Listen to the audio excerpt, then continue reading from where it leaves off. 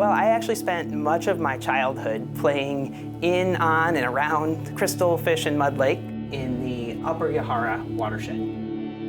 I used to ride my bike between Fish Lake and Mud Lake, and they're now one lake.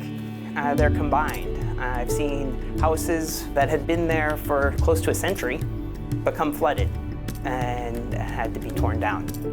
The first time that I went to Fish Lake, I was surprised. There's just a lot of flooding in the area that's all caused by groundwater and changes in precipitation and land use cover change, and that's the real focus of the study that we're doing now.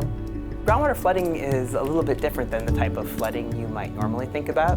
When and where the water table reaches the land surface, you start to have water ponding up on the surface. And as the water table rises, those ponds that are formed then expand.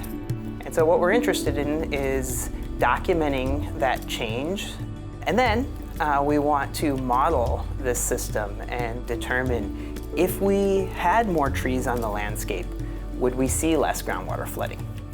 So we're looking at a couple different reasons for why the water table is rising. Part of it could be that this part of Wisconsin used to predominantly be tall grass prairie and oak savanna.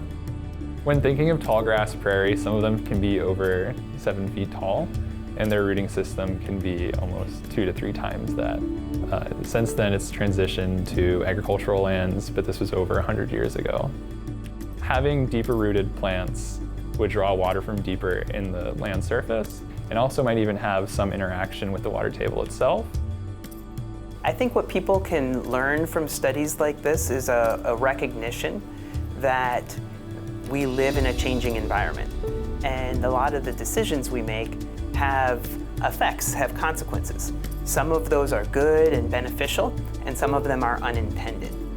What we're looking at is the feedbacks between land use change and climate change and our hydrologic systems, and whether we can build resilient landscapes that anticipate those changes in the future.